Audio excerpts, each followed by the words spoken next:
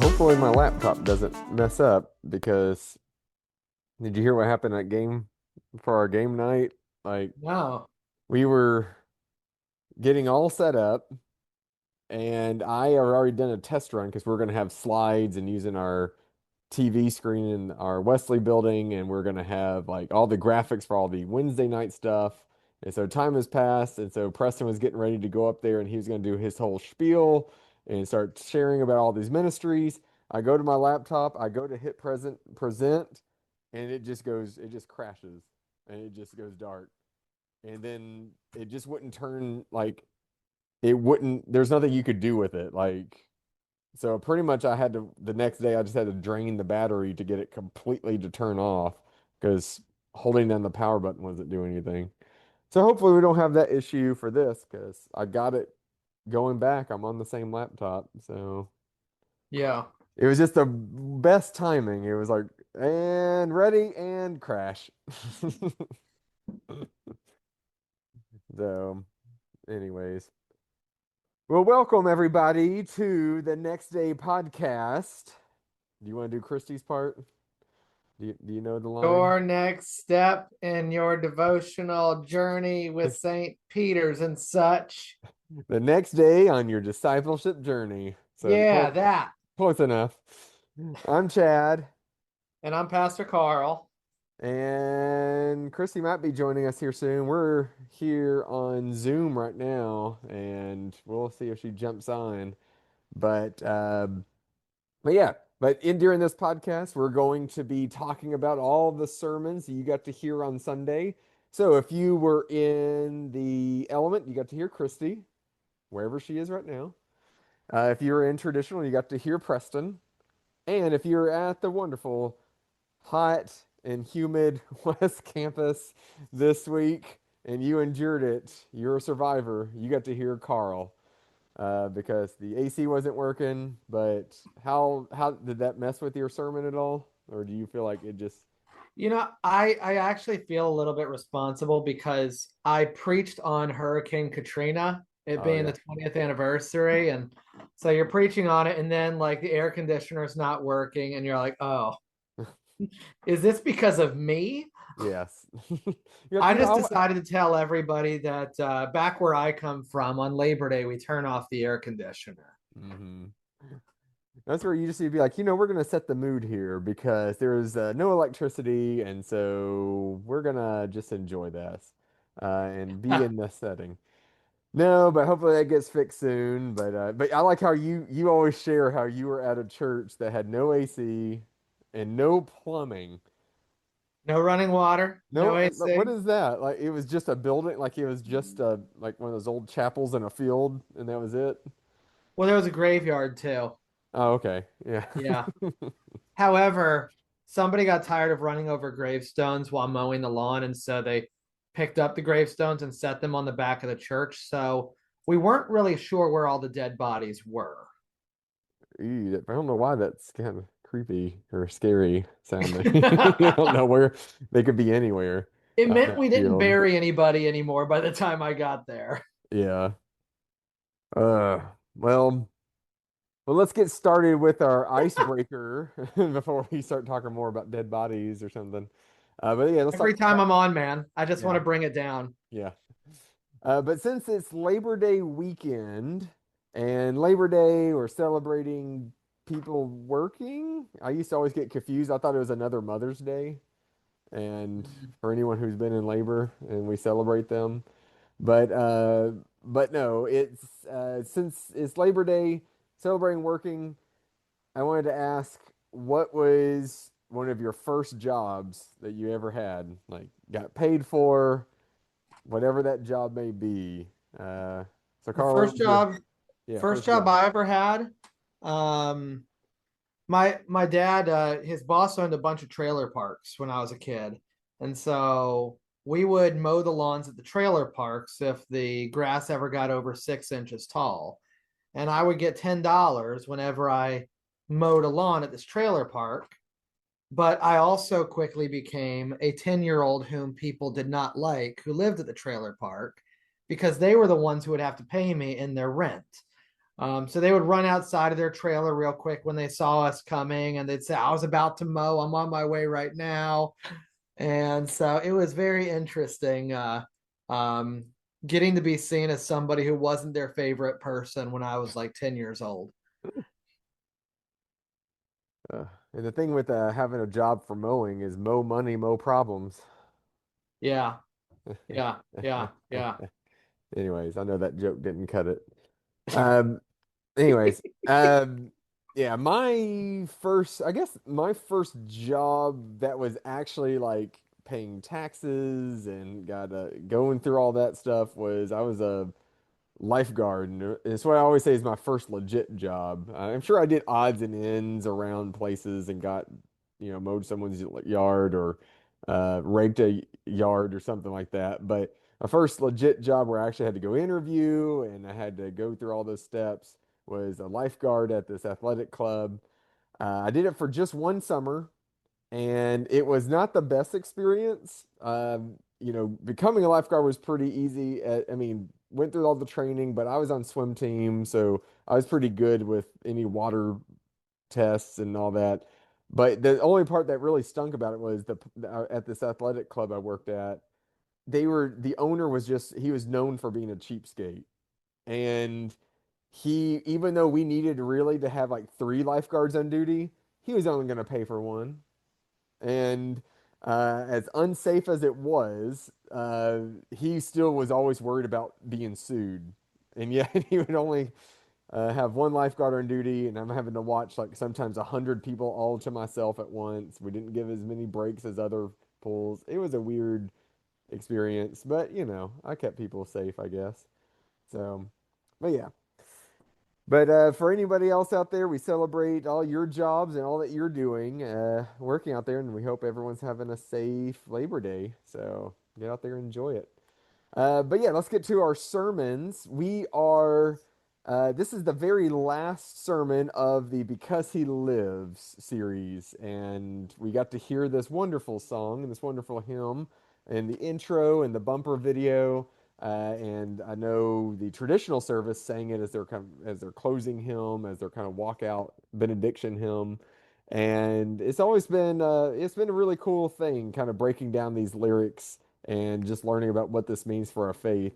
So today, uh, and for this one, we were learning about the life is worth the living. Yes. Yeah, life is worth the living. And the last one in our series, funny thing is, so today, um, I was guest preaching at Holy Covenant, and I preached on Ruth, so just a completely different series. And but they did in You one know, of the before she got married, she was or her husband was ruthless. nice. I don't think I've heard that. And then whenever she got Yeah, married to Boaz, they had a baby Ruth. I love it. Yeah. I think his name was Obed, though. Yeah. Okay. I guess that's more accurate. So, but Baby Ruth is our sponsor for if you need candy, get a Baby Ruth. All right. Yeah, that stuff's Uh, nuts. but anyways, it was funny that at that in their here's a completely different church, and in their service they were singing "Because He Lives," and I was just like, man, I can't get away from this song. But yeah, but this was the life is worth the living, and it had dealt with a very popular verse of Jeremiah 29:11, right? That's Ethan. It's tattooed on him. But Carl, what can you tell us about this?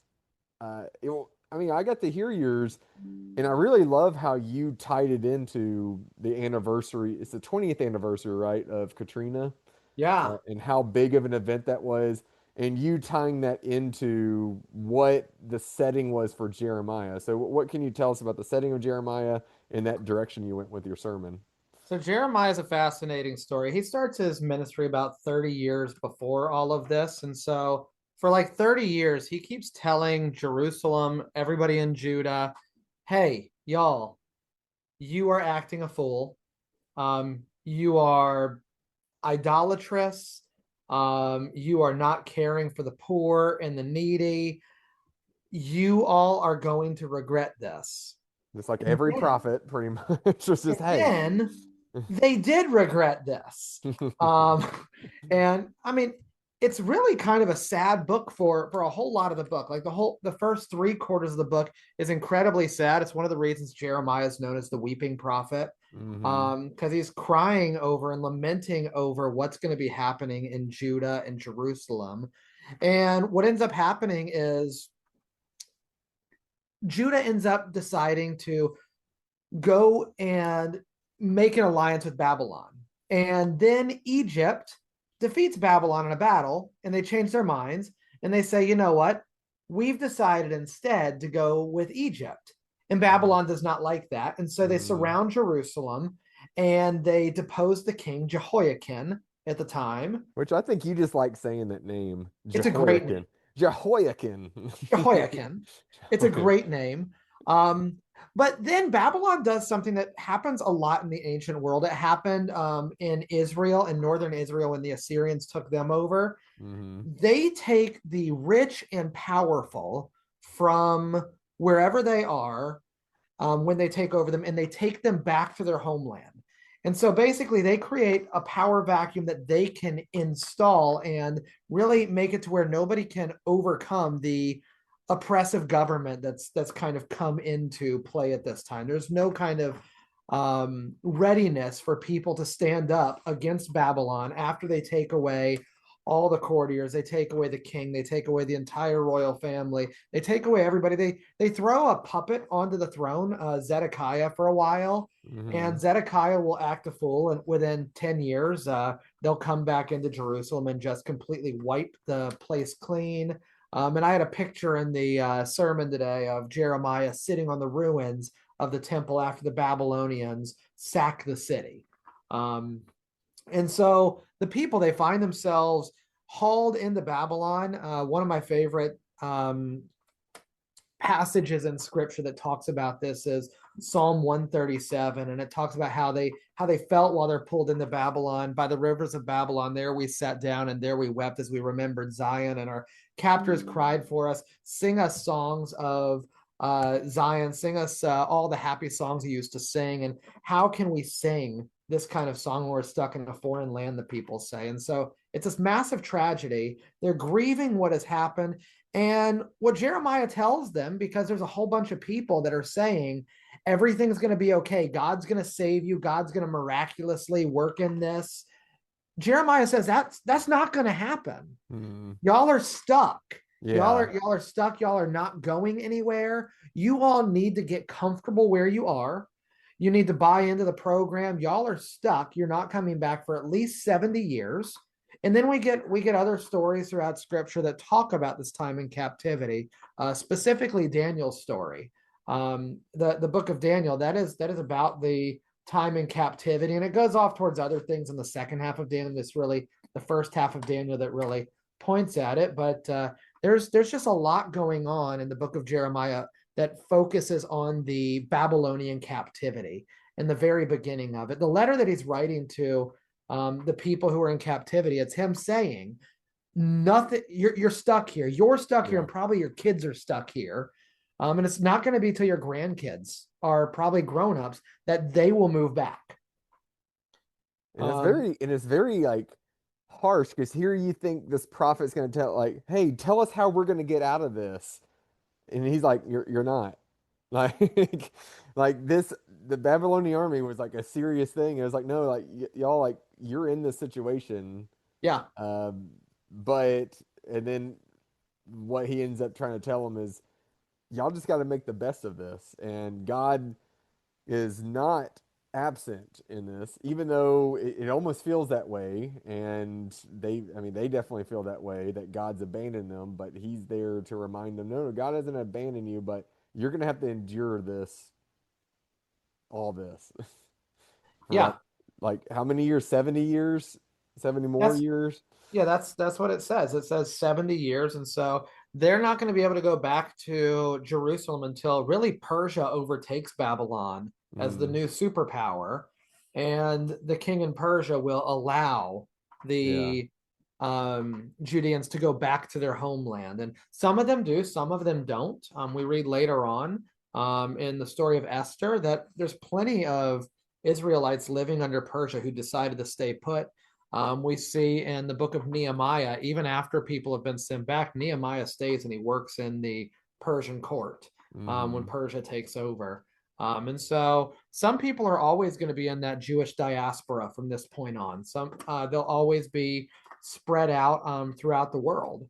And so this is really a shift in scripture from God's people being geolocated to one area, focusing on temple worship in Jerusalem, um, to really being pushed out throughout the world. And the temple will still hold a lot of sway. They do rebuild the temple during the Persian period, Hmm. and it stands all the way until the Romans are around, and until the year 70 after Jesus has ascended and the whole church movement has begun.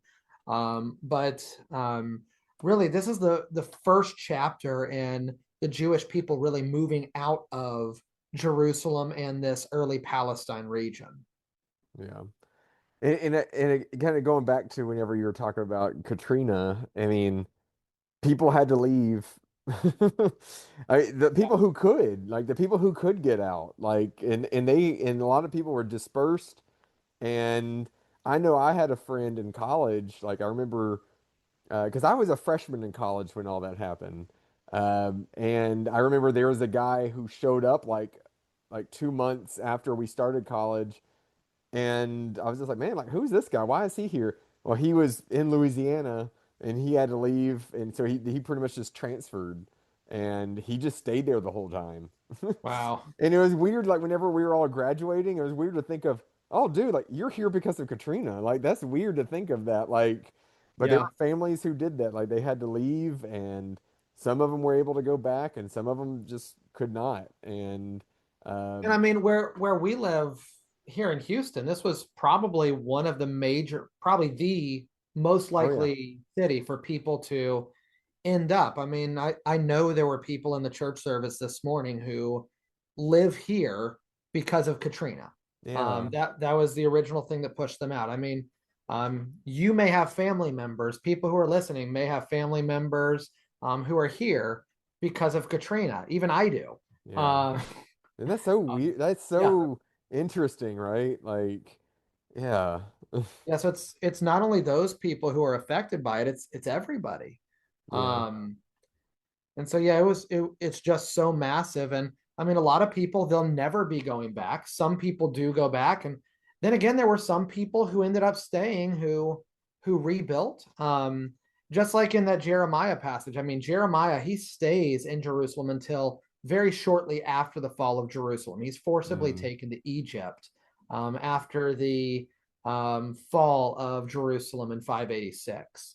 But he ends up staying there along with all the people who may not have had the means or been seen as important enough to leave. The hmm. the whole situation just feels so parallel in some ways. I mean, um, it's just so parallel in some ways that it was hard not to comment on it this particular week.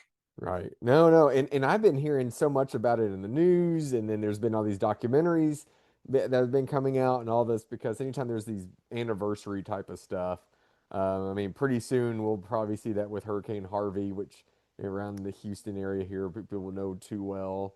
Yeah, Um, I mean, when I moved in here, every house we looked at, the question you ask is, well, was this did the water come up to this house during Hurricane Harvey? yeah. That's the question as far as like, is this house hurricane safe?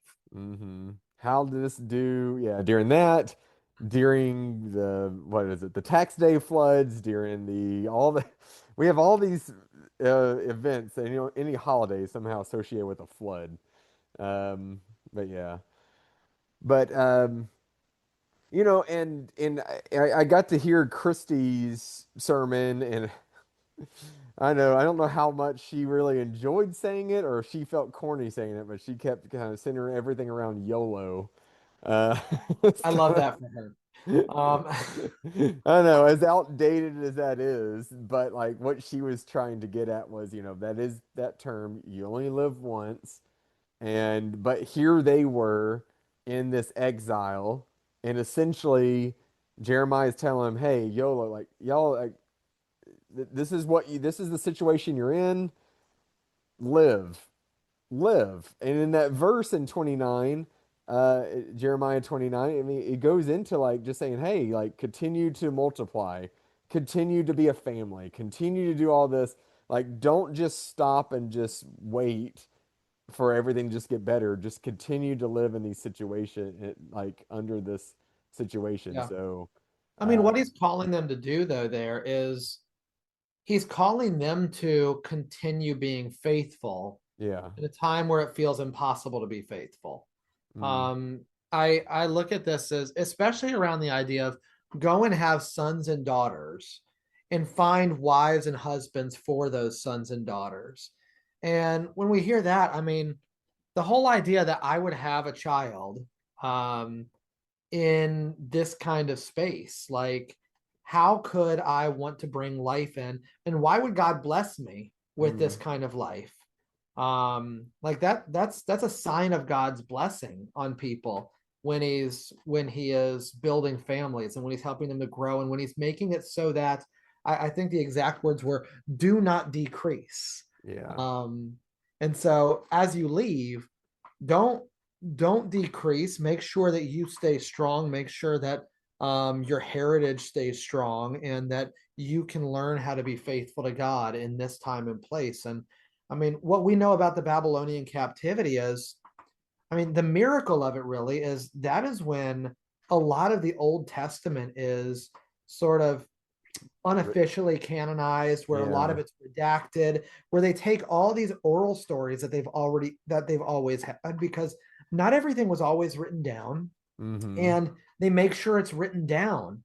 And they have this, they really rebuild scripture in this time. And so coming out of the Babylonian captivity, they have completely shifted in where their faith lies. Mm, Before it was faith in a king, and you imagine being in the Babylonian captivity and writing about the beginning of First Samuel, where all the people go up to Samuel and say, "We want a king, we want a king." And imagine them putting all of this into this book, and when they say, "Look where a king got us." yeah. God wouldn't have done this to us. Look where a king got us. Mm, And it begins this hope that one day the kingdom of God will take form again. And even while they have hope in this sort of descendant of David or whatever this Messiah is going to be, it's only a Messiah in that God is the one who is supplying them with it instead of themselves. yeah. And that's interesting. Like you mentioned, yeah, that as bad as it sounds for the Babylonian Empire, that they do, I mean, I'm of course not everyone, but like they do live and they do start to write down these stories. And I know I've heard that that's probably around the time when the story of Noah was written down. Mm, And you kind of look at that story of Noah and the ark and this flood and all this, and you kind of compare it to how the Israelites were feeling during exile. And it's kind of like, oh wow, that kind of gives it this whole new meaning, this whole new way to look at it. Um, and also like this all goes into, and I know I've probably mentioned this plenty of times on the podcast and all this, but like again, here's just this reminder that our faith is not about just everything is going to be just all fine and good and like, oh yeah, well, you believe in God. Well, that means you'll never be sad ever again in your life. Everything's going to be perfect for it. That's not what we believe. What we believe though is as we're enduring these hard times, because that's just life, we will endure storms. We will endure like there's wars and there's famines and there's all sorts of stuff. We need to still stay true to what God is telling us, and it's just like what Jeremiah was telling all of them. Um, and then I always like the example of that in Acts when the disciples were thrown in jail and they're being persecuted. And what are they doing? They're singing hymns and they're praying to God, and they're telling the prisoners about God and Jesus, and they're talking to the prison guards about Jesus. So it's just like, man, like, and yet they were being persecuted. So we need to just continue to live even during those difficult exile-like times, no matter what storms hit us and all that. Love it. Yeah. Man, I really have enjoyed this series, and I'm looking forward to hearing the song. Especially, really hope we when we sing it around Easter, which is common, we're going to be all reminded about this chorus of "Because He lives, Love it. I can face tomorrow." Okay, I'll stop. I think it's Um, good. No, you keep going, I really. know. Do you have your cello there or your bass? You want to play that while you're? There we go. There it is. Yes. Um, If you all but don't know, I'm in my office and I have a big old upright bass in here. yeah, it helps him think. He's just boom, boom, boom, boom, boom, boom, boom, boom, boom, boom, and just spins it. Every now and then, yeah. Yeah, Sometimes you got to spin it. yeah. Well, but yeah. So our next, we're coming up this Sunday, I believe. What is this Sunday? It's not a part of a series because it's our third grade Bibles, right? Or is it part of a series? I think we're kicking off the new series Are this we? week. Okay. Um, It's the last draft, last round pick. Last round draft picks. Yeah, it Last round starts draft this pick. upcoming Sunday. And so I think we're going to kick off with the story of David this week. Which, for a third grade Bible Sunday, I think that's a pretty good one to kick off on, right? Yeah, it ties in with some of these themes in the Bible of just like, hey, every time you read, a lot of your heroes in the Bible are kind of like the last you would think would As a do middle something. child, I really get the whole idea of being the one who's picked last. Oh, it wasn't the youngest though, right? Not the youngest. They were. No, they always got picked first. So you're the Um, Jan Brady of the Absolutely. Notice how I didn't call you the wait, who is the middle? Peter, right? Yeah. Yeah. It goes Greg, Peter, then Bobby. Okay. Yeah, you're a Greg, Peter Peter, then. Bobby. Yeah. Yeah, so be looking forward to that as we go through it is all kind of football related because hey, to me September is football. Like football's all starting up, college football's just started up. NFL is going to be starting their first games here And we soon. had some great games this weekend. What was Yeah. your favorite football game this weekend, Chad? I wish I could say the only one I really paid attention to was the UT Ohio, and neither team played that great, and especially UT did not play great. I didn't Um, see it. Who won? Ohio did. It was 14, Um, and it was 14-7, which that makes it sound like it was closer than it was. Um, but and that was the number one seeded team versus the number three. good game, man. I mean, but for a first game, like those rankings are kind of misleading. I don't know. So I yeah, mean, there's a good chance that they could see each other again in the playoffs. yeah, The playoffs have gotten larger, so there's still a chance that they could both be in the playoffs with each other. yeah. But yeah, but your precious Commanders will be playing their first game soon, and all this, and then we'll have the Texans and the Cowboys and all that. So good We're stuff. incredibly excited about all of that. Yeah. Well, let's get to our ministry shout out. We are shouting, well, just some quick reminders though, is that if you're here at St. Peter's, all our Wednesday night stuff is starting off this Wednesday, September 3rd. Come enjoy a nice dinner with the rest of the church, anywhere between 5:30 and 6:15-ish. Let me show up anywhere in that time. And enjoy a nice meal. But then there's all the Bible studies and all the things happening. Children's midweek starting. We'll have our student midweek.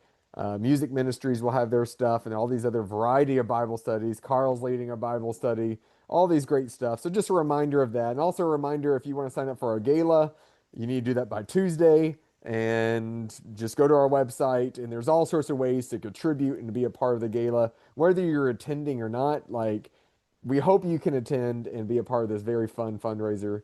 But the ministry shout out that we want to give a shout out to is the men's group. It's just our men's group. It's kind of a umbrella term, but they do so much. They do They help prepare food for a lot of our events. They do breakfasts throughout the year, and they have a retreat coming up. And Carl, you're going to that retreat. Anything you want to tell us about the men's group retreat? I'll be there for part of that retreat. It's going to be great. We're going to go to Lake Livingston. Nice. And it starts on Friday and it ends on Sunday. So I'm going to have to skedaddle on Saturday afternoon. So I'm back in church for Sunday. Um, but it's going to be an opportunity for men to hang out. They're going to do some fishing. They're going to do some games.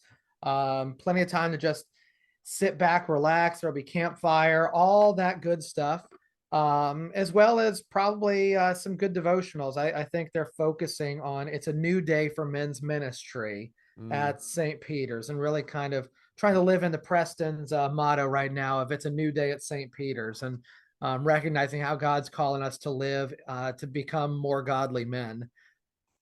nice. Well, that sounds like a lot of fun, and that group they have a lot of fun, and they do. And I know they're going to be helping us with we have an event coming up at the end of September for our Newcomb tournament, that volleyball like kind of game.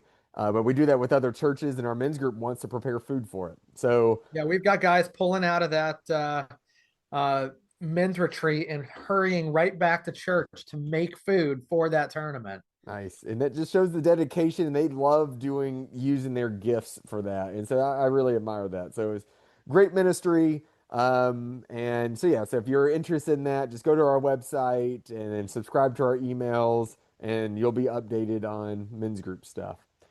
All Yeah. right. Well, Carl, I don't know where Christy is. We'll put out Hey, a she started her Labor Day early. We're thankful for her being around usually, but we hope that I was able to fill in a pinch. I, Okay, adequately. it'd be funny if we ask her, "Where were you?" And she goes, "YOLO." What? Hey, come on. Amazing. No, we'll give her a hard time next time she joins us. But yeah, but we'll see you all next week on the Next Day podcast. Later, everybody. Bye.